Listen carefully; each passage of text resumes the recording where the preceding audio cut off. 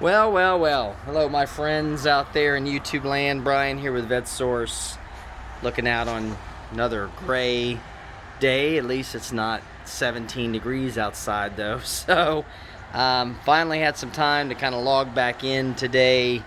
Well, I'm using my phone because all our other equipment is messed up. But regardless, wanted to take a few minutes just to check in.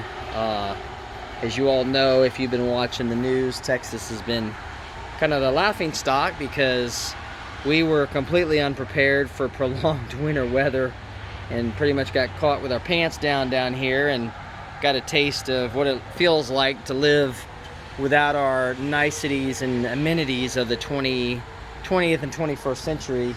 Almost feeling like we're back in, Red Dead Redemption era here.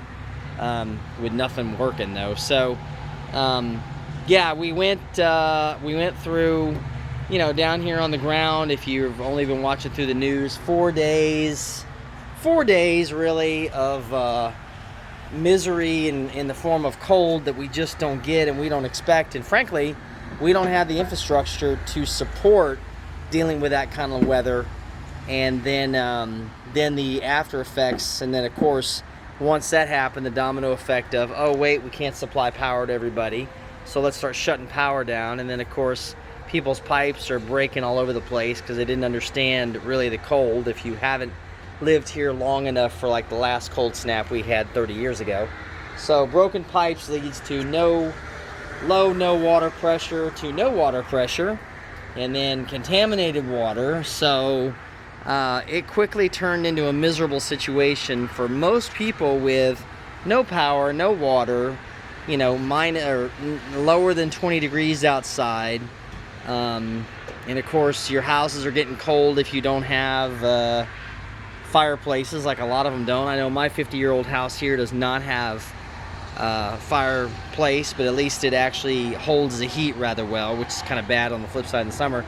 So when you compound that, and of course, and then everybody goes into fear mode and hoarding mode. So, food supply dried up. I mean, within 4 days, guys, we had no access to food, hardly, no heat, no power, no internet, no nothing. So it really was a miserable existence, and frankly, it gives me, again, continued respect for all my friends and family and people that live in the northern climates, because these storms can really be devastating. Like I said, here in Texas, we're just not set up for that. People don't even know how to drive on the roads here. So you go out of the city. The city did what they could with sand and such to clear things out, but up the interstate going into Dallas, where it got even colder than here, things were destroyed. Cars are wrecked everywhere. In fact, I was just going to Burleson last Saturday, a couple days after it warmed up, and still standing snow on the ground, and an Amazon Prime 18-wheeler wrecked in the center divider between the interstate freeway, I-45, just laying there like a dead dog. We don't even have the equipment, tow truck drivers, to get all the stuff that broke down. So what we're dealing with now is what I'm calling wave 2 of the damage. So what we've got now is, if you managed to, like me, you were lucky, your house didn't have any issues, the cars are breaking, right? Everything is damaged. Or if I know people laugh again, we don't keep, a lot of guys, if you have older cars, sometimes you don't even have antifreeze in your radiator systems. And things happen, and hoses bust, and brakes, like my neighbor today, his brakes all of a sudden decided they were going out. So what I will do real quick, and I'm no stranger to that, so I actually had, let me see, 1, 2, 3, I had 3 cars fail on me in the space of 3 days. So I'll show you real quick. Old Orange, that we've talked about before on the channel here, I got him covered up right now. The day, actually, right when it started getting cold, Mr. Orange decided to let go of the ignition module, the HEI ignition module, in the drive-through of the fast food joint where I was picking up food for the kids. So that's always fun, to push a car out of the drive-through when when you're not expecting it. And then of course the old faithful 1 ton over here. I took him out, like I was talking about, radiators and such. The first day of the cold, I'm out looking around for food, and I go out and the horn's not working, which I didn't think about at first. And then the truck overheats, so I bring it back home, only to realize that my radiator hoses are frozen solid because I have a small intake leak from those big blocks for leak intake into the where you can't see it, and I just fill it with water every month or so. So I come home to find frozen radiator hoses, which was crazy, but I didn't click on it till I got it back home. Then I go out in the Suburban that I've got, and it blew the heater hose out while we were out driving it around. So the funny thing is, the most trusty and faithful one of the group was the ratty old Formula 350 here that I've featured before in a few other videos that you may have seen. And it looks, you know, like a dead dog almost because the paint's gotten bad on it. But man, this has probably been the most dependable car I've had the last 2.5 years. Now, in the middle of all this, you know, again, there was no work going on. It was just like sitting here trying to figure out how to keep warm most of the time.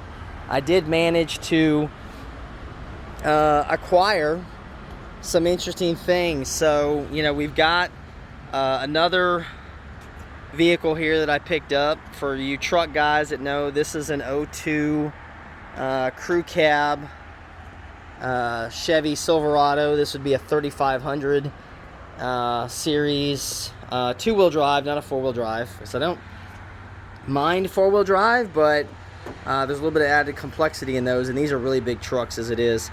So as you can see, this is kind of a Humpty Dumpty, took a big fall, Humpty Dumpty fell off the wall kind of situation.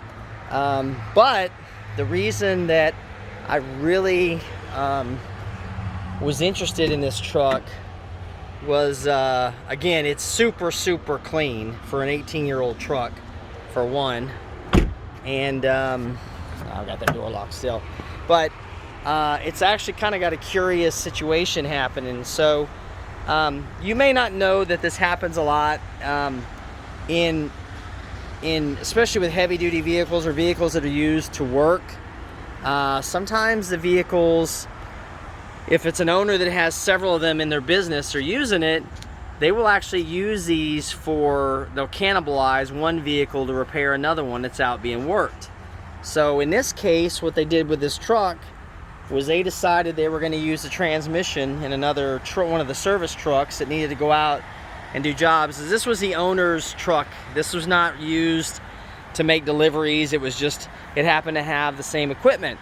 So they went ahead and decided to cannibalize it for the transmission, and in the process boogered up a few things trying to get it out of here. And then I don't know the complete story. I know that once they tore it down, they just either, the guys, I don't know if he quit working for the company or what happened, and then they just got left like this. Now, this didn't happen too terribly long ago. It was registered up until last year. But you can see they just kind of threw everything in here, and I've sorted through a lot of it. You can see the bolts I've kind of gotten through here. You know, fuse boxes there. I'm actually going to hook the electrical power back up to it, because guys, I don't even know how many miles this truck has on it.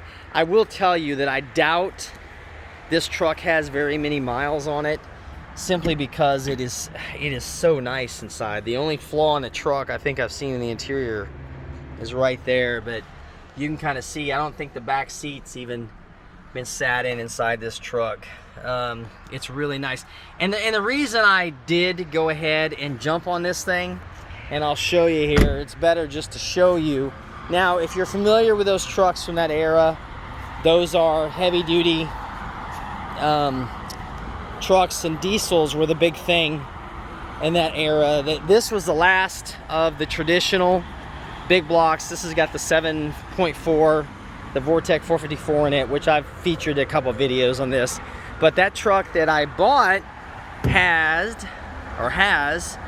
the next version of the big blocks. So this is a 496 cubic inch 8.1 liter gas engine, not a diesel. This was like Chevy's gas equivalent to a diesel motor, and there are very few of these out there. There's some running around, but most everybody took the diesel option. I don't mind diesels. I want to preface this. I don't mind diesels.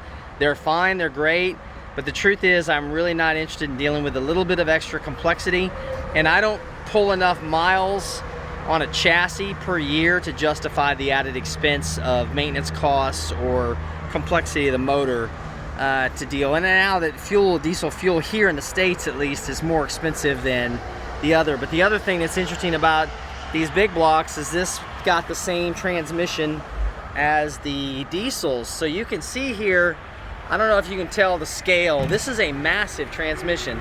This is an Allison 1000, which Allison is another separate company that GM owns, and I believe they even make aircraft turbines and such like that. So you can see how big this thing is. This transmission weighs 350 pounds by itself, and then the engine weighs another 760. So you're talking, there's close to, once you put fluids and such in them, there's close to 1,200 pounds in there. So what happened with this truck was they went in there, they decided transmission was so heavy, let's just go ahead and pull everything out together. Now, to their credit, they did try to go ahead and, you know, they saved the bolts, they put them back in the spaces where they were supposed to go. But then towards the end, I think these were probably older school mechanics, kind of like myself. I've been doing this for a while. They thought they were just going to pull this motor out in the traditional way with a cherry picker at an angle, and the transmission would come down. They didn't realize how heavy the transmission was. So when they got to that spot, the motor just went boom like this, and you can see on the firewall over there, it jammed up against the back of the firewall, and I've already taken it out. Let me show you. The front of the motor, the harmonic balancer, jammed up against the radiator core support. So they got in trouble in a hurry. So they had to they just cut it out of there to get it removed. So I've already ordered up another one of these to get this in, and they damaged the top core support or the fan shroud and everything else. So got that done. But this, I don't know, it depends. I might feature some of the videos of me throwing this truck back together again. It's not a Corvette, but I will use it as a tow rig for some of the salvage Corvettes that I do. And like I said, the truth is, I wasn't really looking for something. But even in the middle of all this craziness, it's funny, you can still go out in the salvage end of the business, like what I stick with, and find interesting stuff. So we'll get back on that later. I'm actually going to be, got another couple videos ready to go for our Formula 350 that's getting closer to being done. So we will go ahead and get that finished up. I'm going to tie together and finish up that video series because I've had to take too long on it. And then we got some more videos coming on our 69 427 here that we're bringing out of hibernation.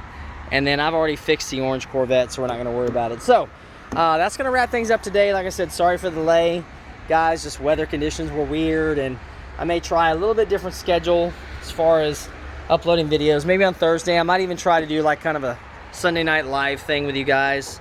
You guys can watch me as I'm tinkering on certain stuff, because I've certainly got enough to work on. So I will check back with you guys then, and we'll talk later. Talk to you then, guys.